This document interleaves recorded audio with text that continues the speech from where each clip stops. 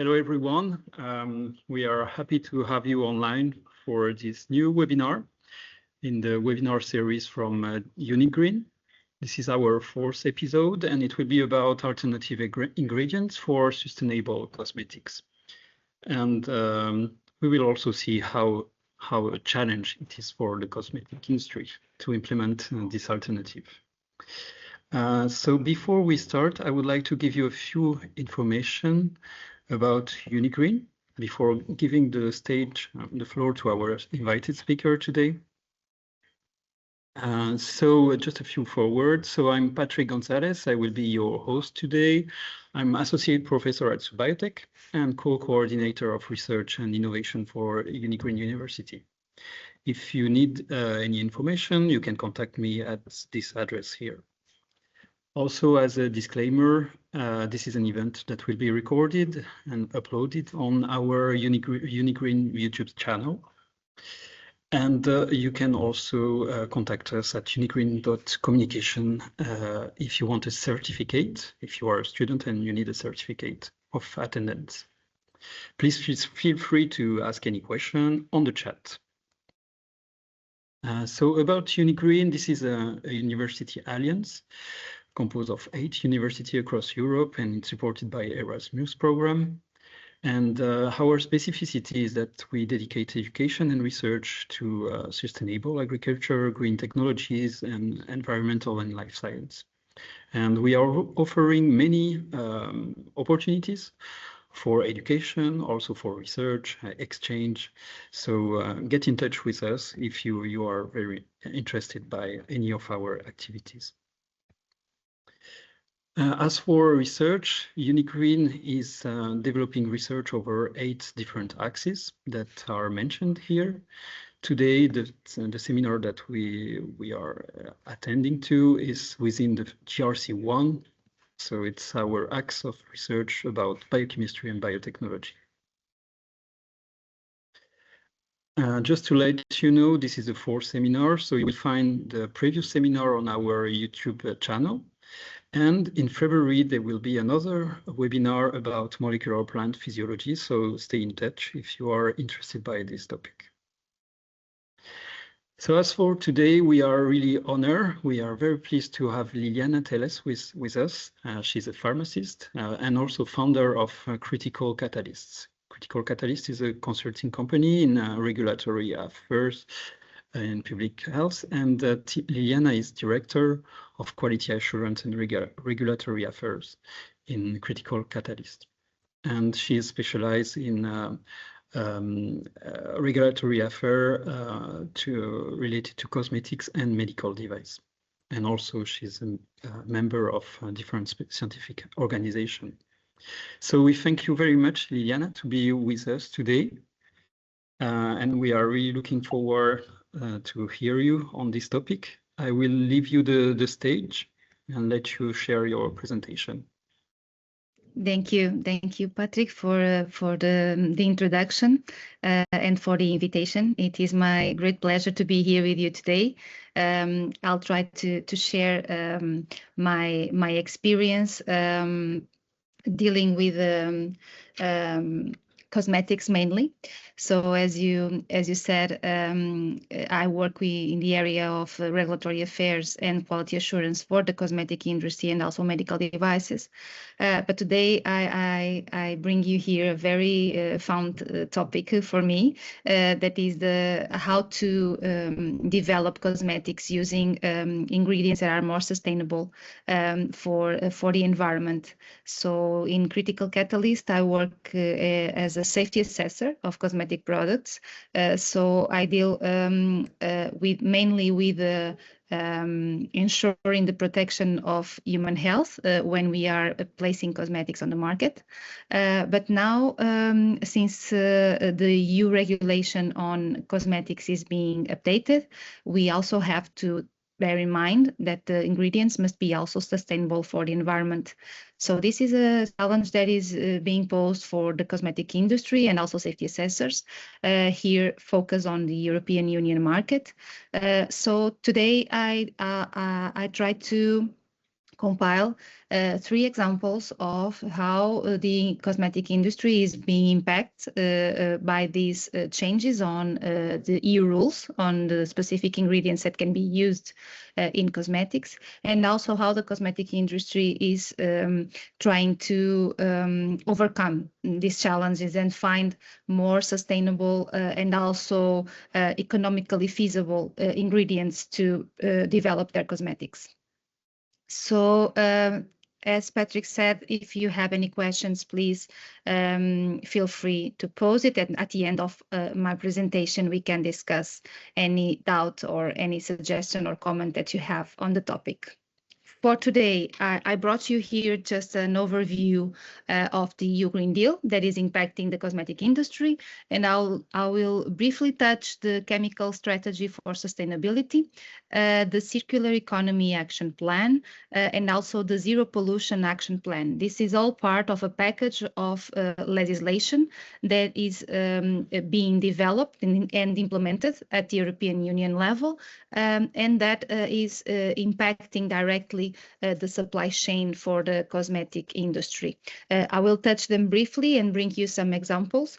And at the end of my presentation, you will have the specific bibliography with references for all these EU diplomas that you can then search in more depth if you are interested in the topic. So I'll start by mentioning this Green Deal that I think that if you are working in the area of environmental health, you already are familiar with.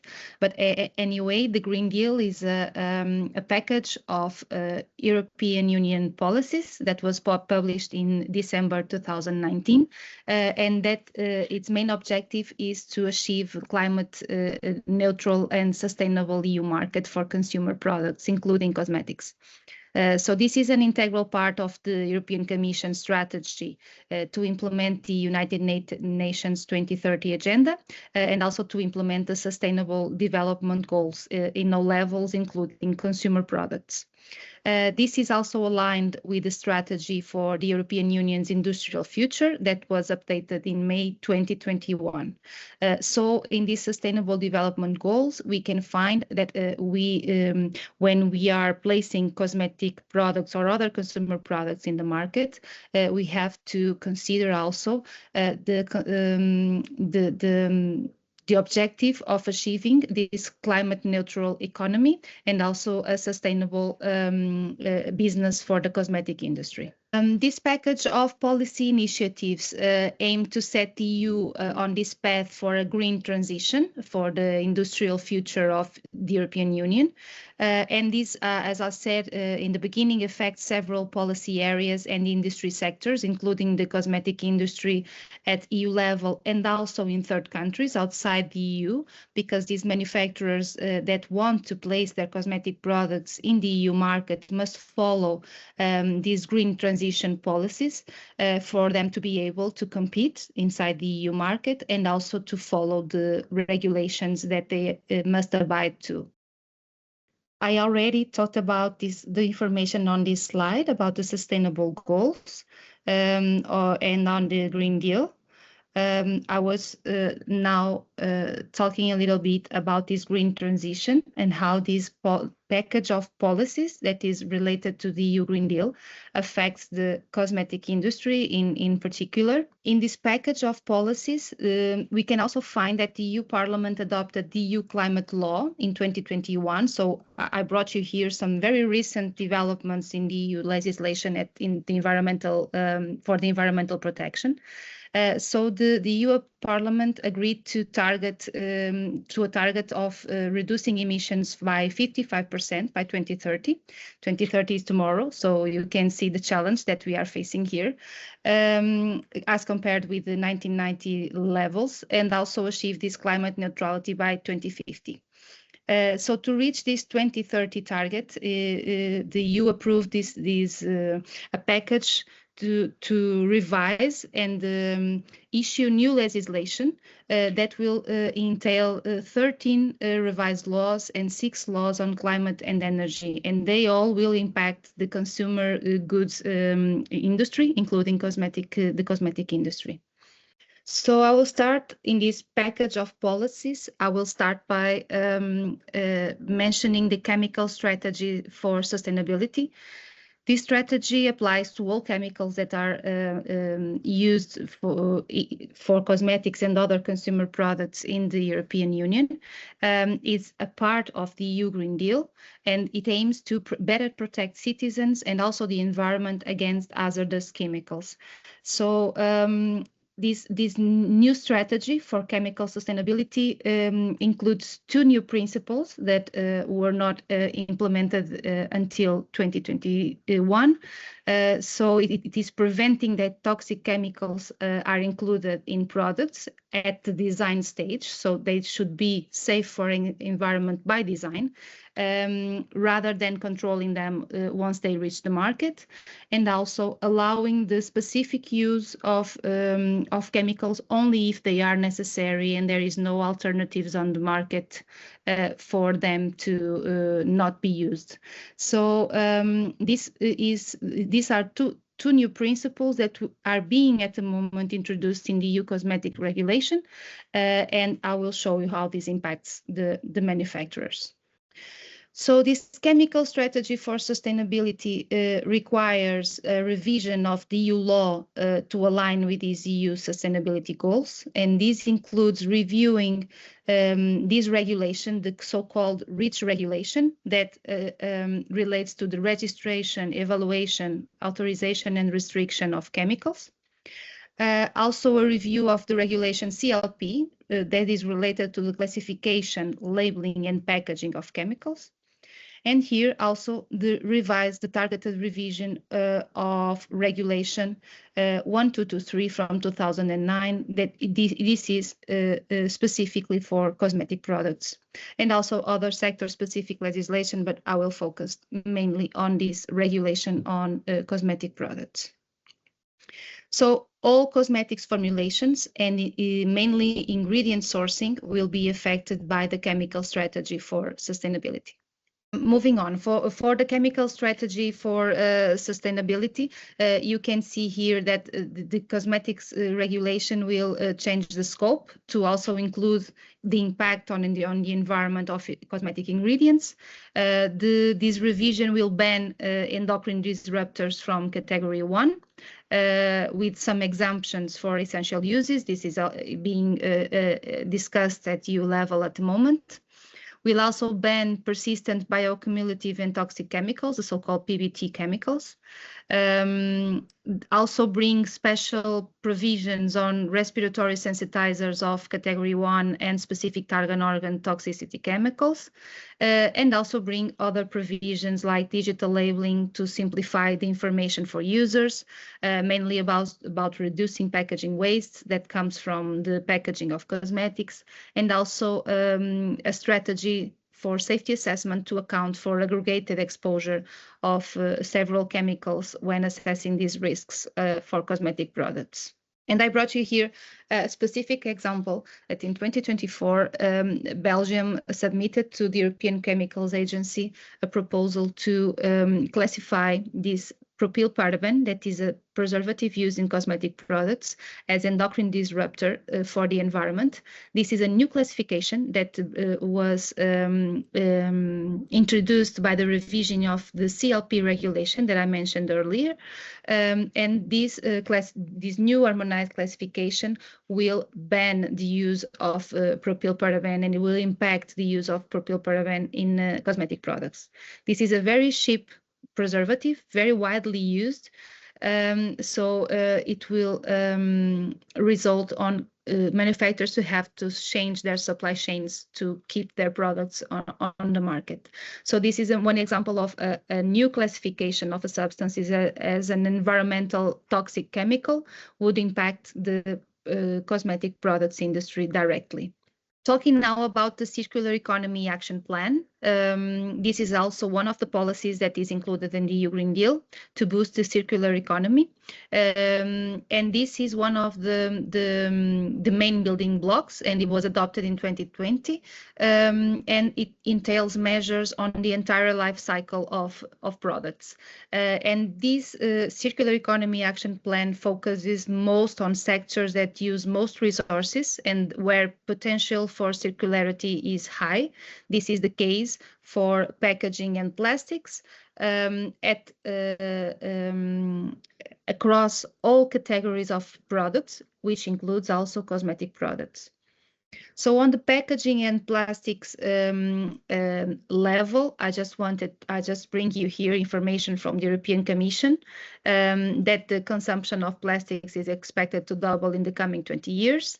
By 2050, plastics could account for 20% of oil consumption, 15% of greenhouse gas emissions, and there could be even more types of plastics reaching the market.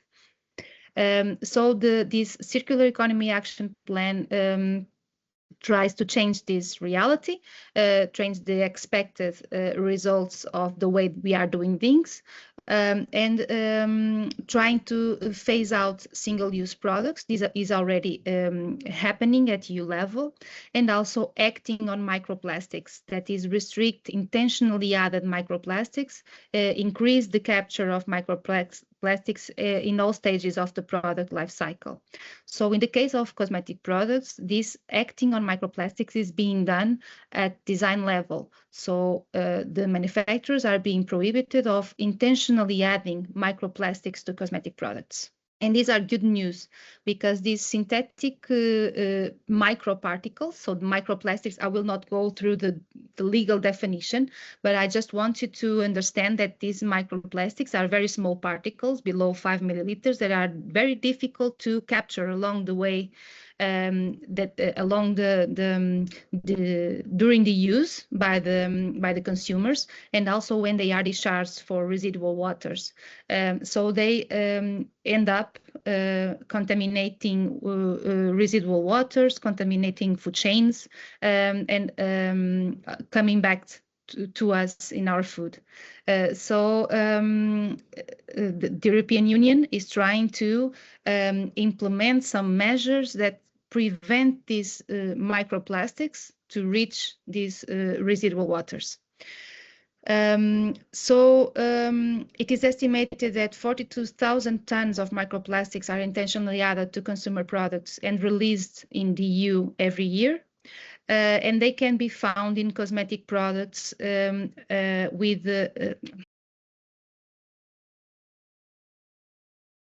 So the microplastics that I was mentioning can be found in cosmetic products, and mainly on color cosmetics and decorative cosmetics, mainly makeup, foundation, rouge, lip products, and eye makeup products.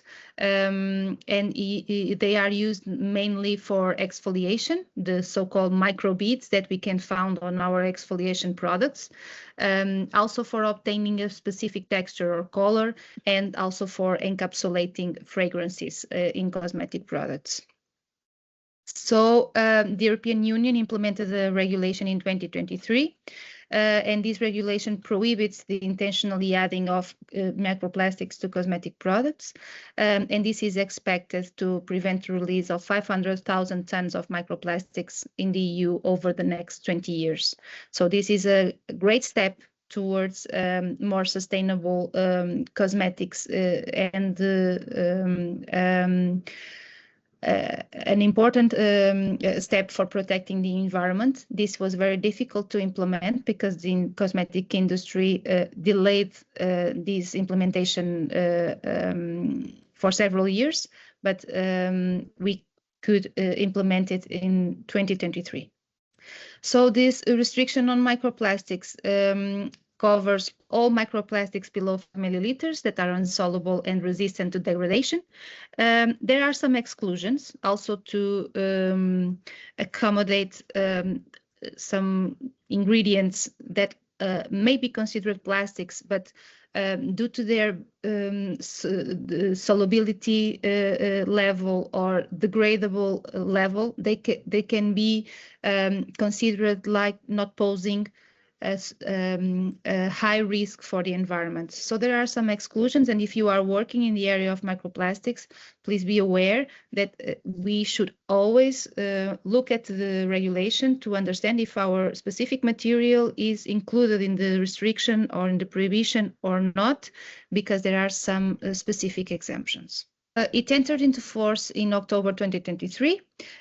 So at this date, this ban was applied for cosmetics containing microbeads that were used for exfoliation, and also the loose glitter that is made of plastic. I know that today, I can find in several stores loose glitter for me to purchase. But please be aware they are being illegally sold, because since 2023, this loose glitter is forbidden for being placed on the market in any EU country. And then we must also take into account that to provide sufficient time for the cosmetic industry to adapt and to find alternatives, there are specific transitional periods since 2023. So, for example, for rinse-off cosmetic products that are the ones that are washed with water, and where we would find that the microbeads are washed to the residual waters, the date is more close, so it will be banned from 2027. For lip products and makeup products from 2035, and for leave-on cosmetics that are the ones that are not washed with water from 2029, and also for the microparticles for the encapsulation of fragrances 2029. So the industry is at the moment trying to adapt to these new challenges and finding alternatives to these microplastics. And and when the industry is trying to find alternatives, they have to follow specific criteria that makes sense from a sustainability, but also in an economic point of view. It is worth it to develop the products. Do we have alternatives that are cost effective for my product to remain on the market and be able to compete with other products with a similar formula? So the main things that the manufacturers must think about is about biodegradability. If my ingredient, even if it is a microplastic or similar to microplastic, if it is biodegradable, if it follows the OECD standards on biodegradability, also if it is regulatorily accepted, if it is listed as a cosmetic ingredient with specific functions assigned, if it is available on my supply chain, and if it is scalable for the volume of products that I'm manufacturing. And also very important, if it has a comparable performance, because microplastics were a very cheap and easy way of providing, for example, a cleansing product for exfoliation of skin. I have to find another ingredient that could have a comparable sensory performance and also efficacy performance, and this is very challenging also, and also a cost-effective reformulation. Alternatives for these microbeads as being microplastics, it would be, I bring you here a list of alternatives that are already being used. For example, jojoba ester, cellulose beads that are plant-derived, groundnut shells that are also brought into the market by upcycling processes. For example, walnut and apricot kernels, and also olive kernels. They can also coffee grounds and so on. They are being already placed on the market to replace plastic microbeads with an exfoliating function. They are more expensive, of course, but they are biodegradable. And also pumice and volcanic sand. They are a natural occurring mineral and are also used in exfoliation products. So here is an example of how the cosmetic industry is trying to overcome this challenge, adapt their products, accommodate more costs, but following this objective of trying to protect the environment and reduce their impact when selling cosmetic products. You can also see here alternatives for texturizers and film formers, because microplastics are also used as film forming agents to enhance spreadability, to enhance the texture of the product, to absorb oil. So you can see here natural alternatives like natural waxes, tapioca starch, and silica that are being used as alternatives for texturizers and film formers in cosmetics. And for color cosmetics, I was mentioning earlier, this loose glitter is very popular in music festivals. I found it very recently at a store here in Portugal. That is where I'm based. But please be aware that this loose glitter is prohibited since 2023 and is being progressively replaced by manufacturers by natural shimmers like mica and pearl pigments, and also this synthetic shimmer that is biodegradable. So they have a mineral source. They don't have the same shimmer as loose glitter made from microplastic. That is virtually impossible, but they try to replace it as better as they can, trying to protect the environment. Now I will talk to you a little bit about the Zero Pollution Action Plan. Also bring you examples of how we are working on finding alternative ingredients. And I wanted to touch a little bit the area of the fluorinated greenhouse gases. So as you may know, they are human-made chemicals that are 1,000 times stronger than carbon dioxide. They amount for 2.5% of the total greenhouse gas emissions in the EU, and have doubled since from 1990 to 2014. In contrast to other greenhouse gas emissions, which have decreased. So these fluorinated greenhouse gases are very persistent in the environment. They are the so-called forever chemicals, are being covered by regulations that tries to also, in the design of cosmetic products, try to restrict them or also even ban it from use to try to reduce their impact. So some fluorinated greenhouse gases are these fluorinated substances, the polyfluorinated substances, the so-called PFAS.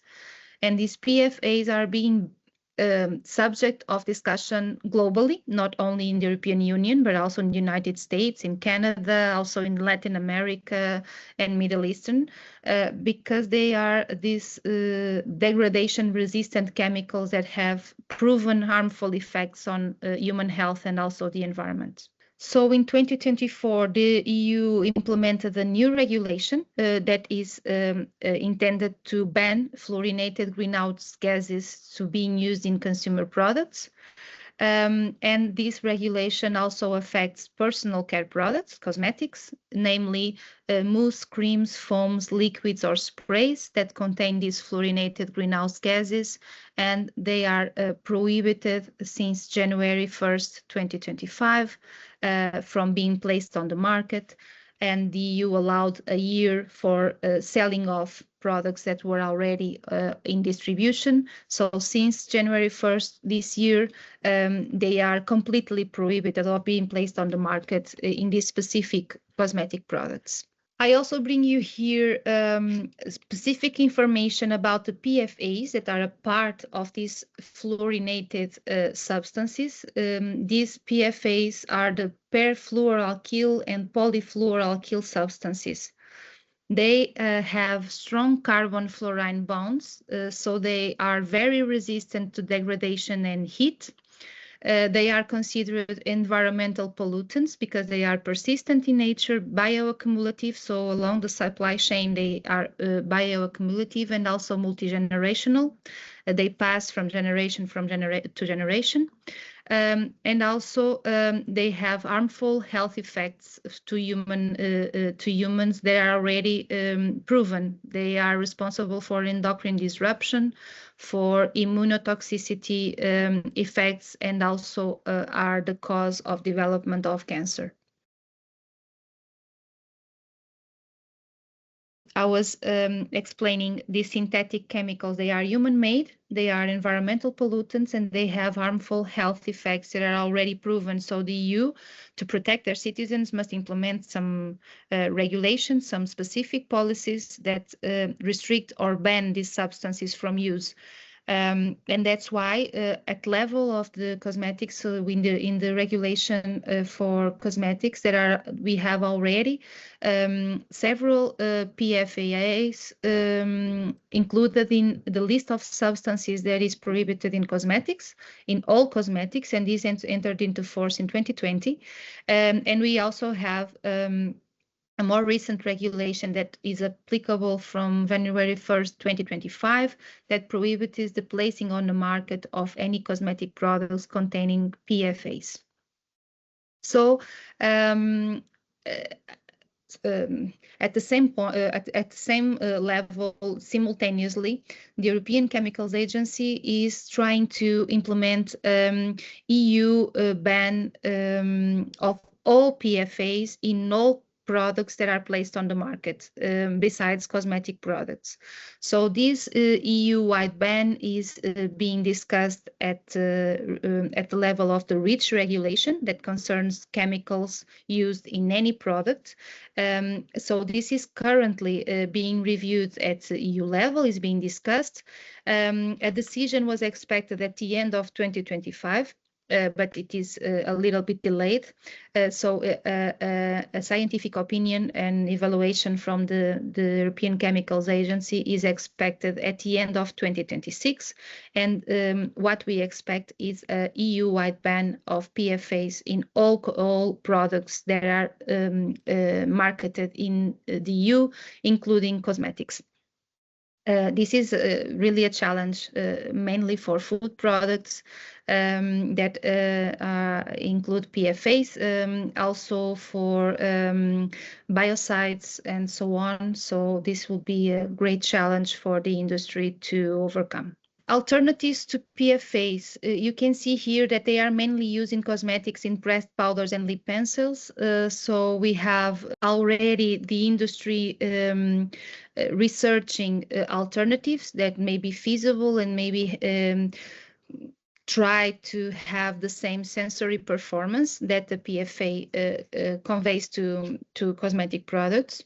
So we have already some fluorine-free alternatives for the main PFAS, like PTFE, that is one of the most used in pressed powders, and also the perfluorononyl dimeticon, that is also one of the main used in lip pencils. So we are trying to find non-fluorinated alternatives that are biodegradable, that are not resistant to heat, and that are not bioaccumulative. The thing is that for these specific alternatives, manufacturers must always use a higher concentration of these ingredients when compared to PFAS to achieve the same sensory performance. So this means a lot of times a more costly formulation, a supply chain that must be more intensive than before. So this is being difficult for the industry to find the sweet spot between protection of the environment and maintaining products with a good performance on the market. I bring you here also several alternatives that we are working with at the moment already that try to replace these PFAS, mainly in makeup products. So you can see that they are all from a natural source or mineral source. They are bio-based or stem from biotechnology. Other are really natural, like shea butter and argan oil. The thing that I wanted to convey here is that all of these alternatives cannot be used individually, because individually they cannot achieve the same specific properties that PFAS are giving to the cosmetic products until now. So their chemical and thermal stability is very difficult to achieve. So manufacturers must blend some of these ingredients and try to make them work as the PFAS were working in the formulation. So we are in the phase of researching on trying by tentative and error to find the best solution to maintain the performance. This is being very difficult because much of the time manufacturers cannot achieve that performance, and they find that the product would be would have less performance when competing with other products from other markets. So this is being very challenging at the moment. So to finish my presentation, I brought you here just another example of another initiative under the Zero Pollution Action Plan. These are 3 ingredients that are silicones used mainly in hair products. So when you find a leave-in hair product that is an oil, it is mainly silicones most of the times. And these silicones are cyclic siloxanes that are used for air conditioning, as emollient and as solvent in cosmetic products, hair cosmetic products. And they were found in 2018 to be substances of very high concern, because they are persistent and very bioaccumulative in the environment. So all of them, the D4, D5, and D6, have harmful effects in the environment. So in 2024, the EU implemented a new regulation that is restricting the use of these silicones. So they are restricting them to 0.1% in the formulation, in the finished product. And I can say to you that these, for example, these hair oil products, they included as much as 99% of cyclic siloxanes in their formulation. And now the manufacturer is requested to only add 0.1% to protect the environment. So you can see the big shift on the way the formulation is developed. And for D5 and D6, we have until June this year, depending on the type of products, if it is rinsed off or leave on. But between 2026 and 2027, manufacturers must reformulate all their products and be sure that this type of cyclic siloxanes, these specific silicones, are not added in a percentage above 0.1%. Alternatives that are already being used are, instead of cyclic siloxanes, we are using linear and modified silicones that have lower environmental impact, that are less biopersistent. So we are using, for example, phenyltrimeticone is one that is mostly used because it can it is less harmful for the environment, is not included in the restriction under that regulation that I showed you, but it continues to give the air the gloss and shine that the air products are searching for and try to give to the consumer. Also, some functional polymers, depending on the type of polymer, are being used, like polyglycerol esters and cellulose derivatives. Specifically, hydroxyethyl cellulose are used for conditioning of the air with less performance, but if it is blended with other alternatives, it is possible to formulate to try to achieve the same sensory feel of the cyclic siloxanes. And also plant-derived esters and oils that are biodegradable. They are obtained from a renewable sourcing and have good sensory feel for the consumer. I leave you here with a list that we already are seeing in new formulations. Ingredients like squalane from plant-derived source are is a hero ingredient in some of the high-end cosmetic products that we see on the market. So the brands are trying to maintain the good sensory characteristics, maintain the performance to the consumer, and trying to be more sustainable on the sourcing and less harmful to the environment on this biopersistency of ingredients. So as I was saying, this requires blends of ingredients. So this would inevitably result in a more costly formulation to the manufacturer. These natural alternatives, because of their microbiological contamination that is natural, may need additional preservation or antioxidants to ensure stability. And most of these alternatives are currently more expensive than cyclic siloxanes that were restricted. So these are very real challenges that the industry is facing. But I believe, from my experience, they are doing a great job trying to find the balance between all these issues and the protection of the environment. I'll leave you here. As I said, it was my last slide, where you can find the list of plant-derived esters and oils, and the slide with the references, with hyperlinks, where you can find the most recent and consolidated information about these regulations that I showed you, and also where you can find alternatives to harmful ingredients to the environment. Presentation here. I thank you all for your attention. Sorry for the issue with the slides. I hope that it was clear to you, and I keep at your disposal for any question. Thank you. Thank you very much, Liliana. It was very clear, despite the technical problem. Yeah. But very clear and very interesting. And obviously, I have some question. I'm just checking that if there are other questions from the assembly.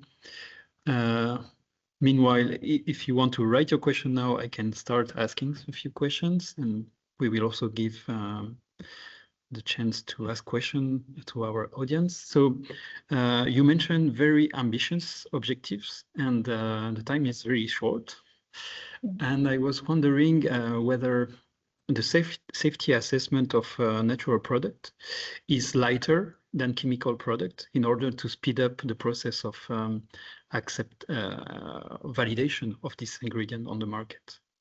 Is it because they are natural that they are less dangerous, or how is it in terms of regulation? I understand. It's a great question. It is a very misunderstanding that we have in I think at general public level, that thinking that if it is natural, it is safer, or if it is natural, it is more easily to place it on the market.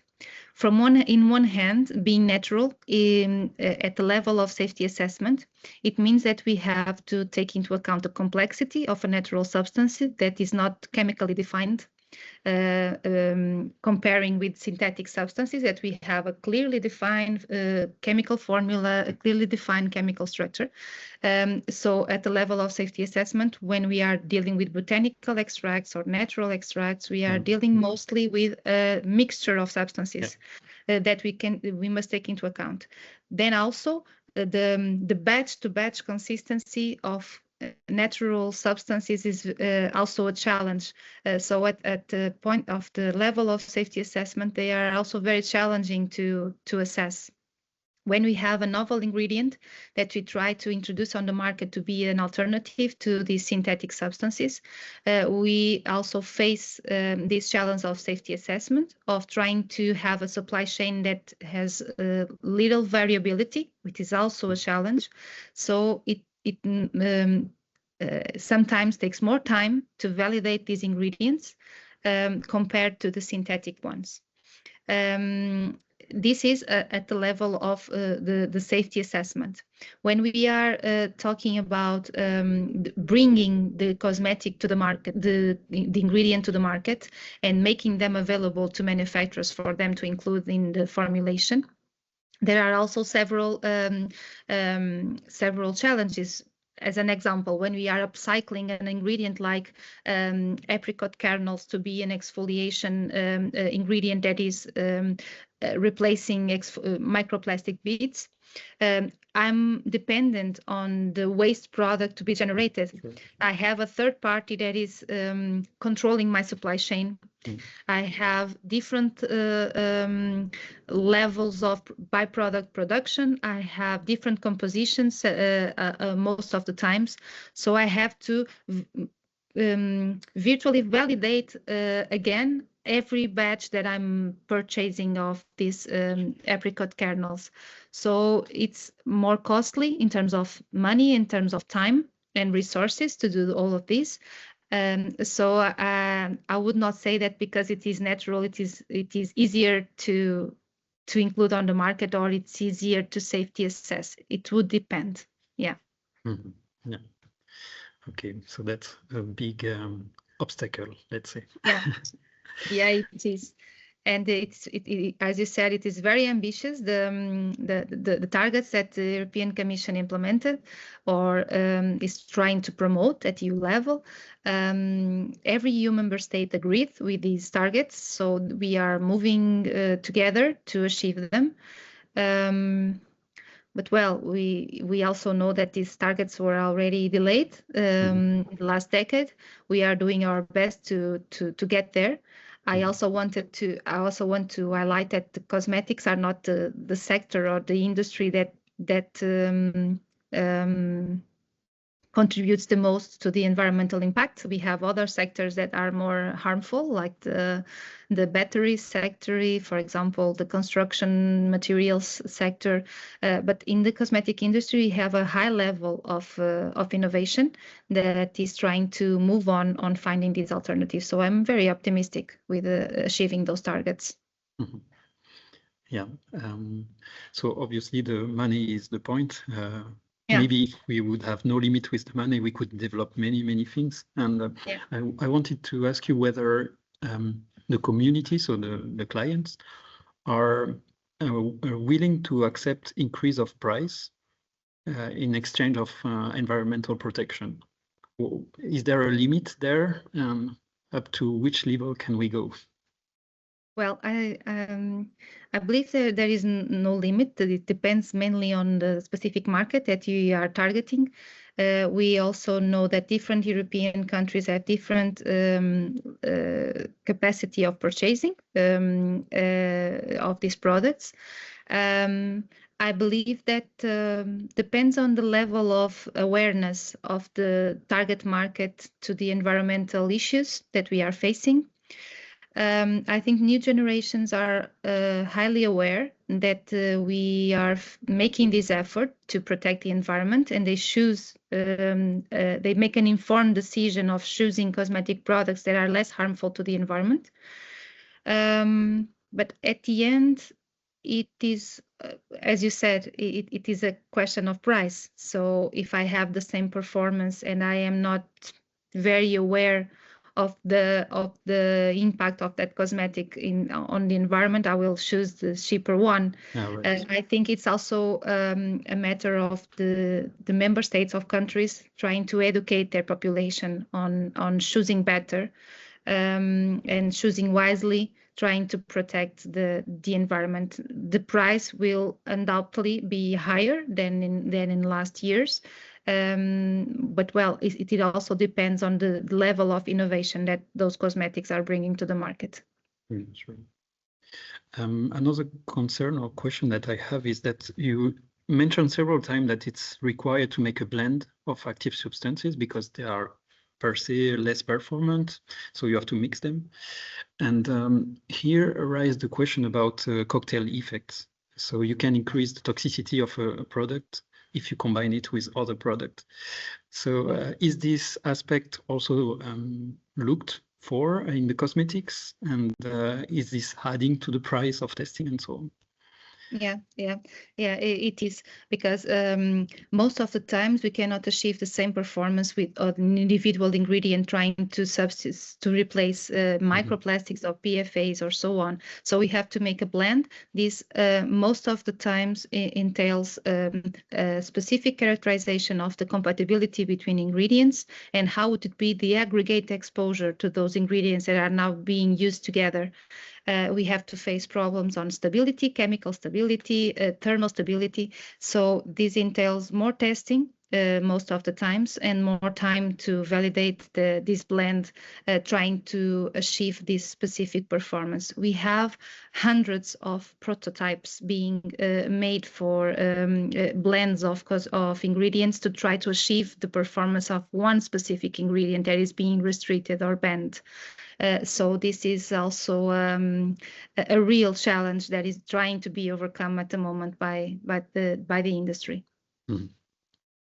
I see a question in the chat by Zoe. So Zoe is asking whether the restriction control the production of the cosmetics or only the sellings of the cosmetics, meaning that you can produce a product that doesn't fit the rules, but it will only be controlled at the level of settings. No. So these regulations, hi Zoe, thank you for your question. So this regulation is specifically for safety by design. So when you are producing the cosmetic product, you must be sure that you are using compliant ingredients on the formulation. So even if you produce the formulation at your factory, you would not be able to sell it in the EU market. So it's at the level of production. Okay. It's very clear. Thank you. I wanted to step back to the lab level as a researcher. So we are obviously working on a lot of substances. Sometimes we find nice effects. I wanted to know up to which kind of evidence we have to provide to an industrial to make him interested by a substance. Do we have to progress also along the safety issues, or can we just show the effects on cell lines, for example?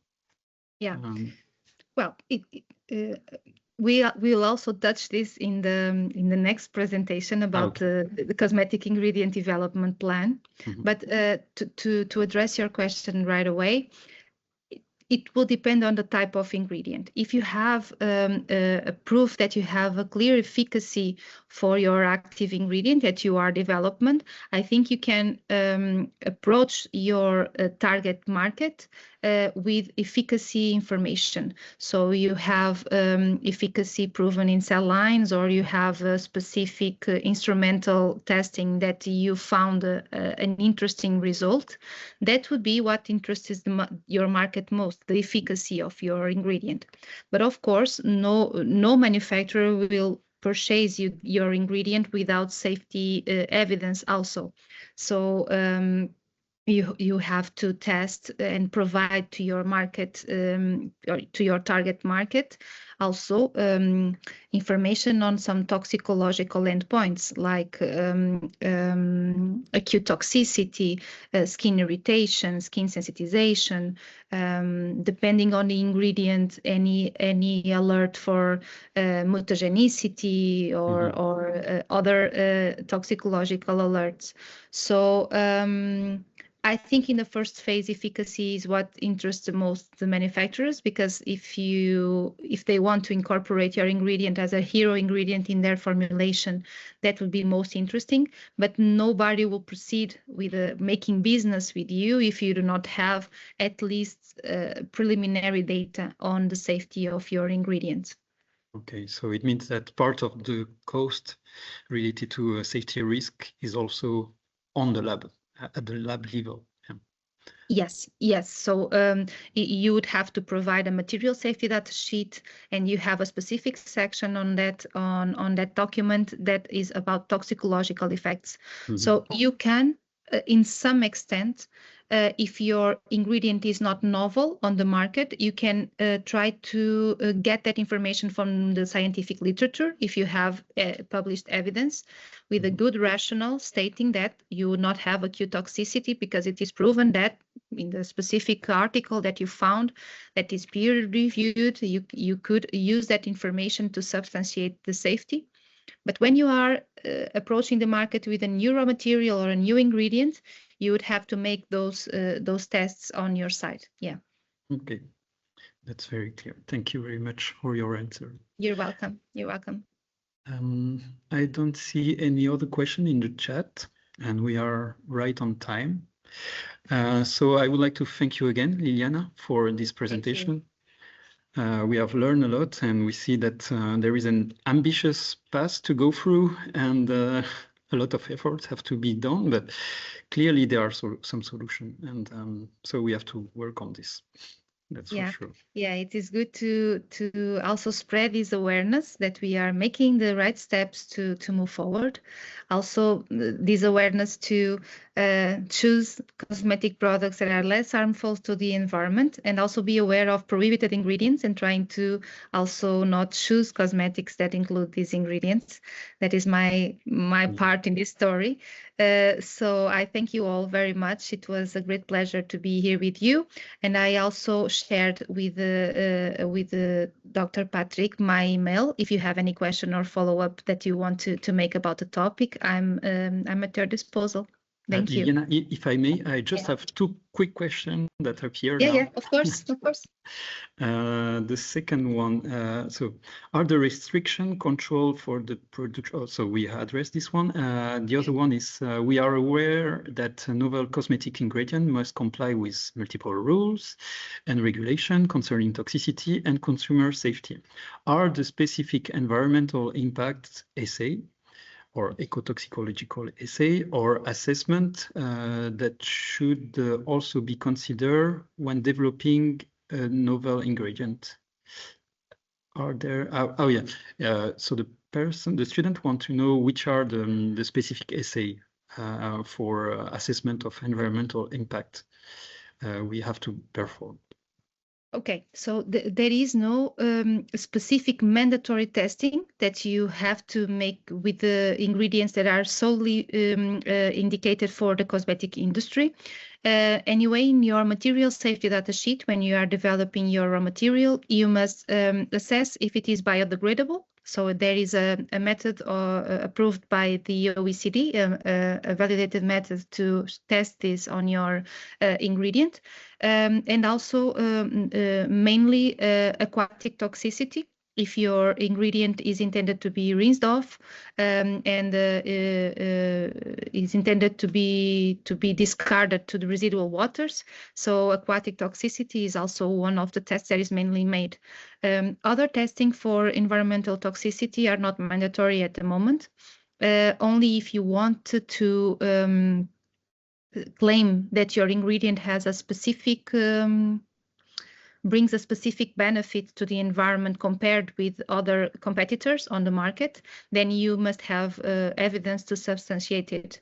But otherwise, these are the main environmental impact assessment that I see in the ingredients that I work with in safety assessments.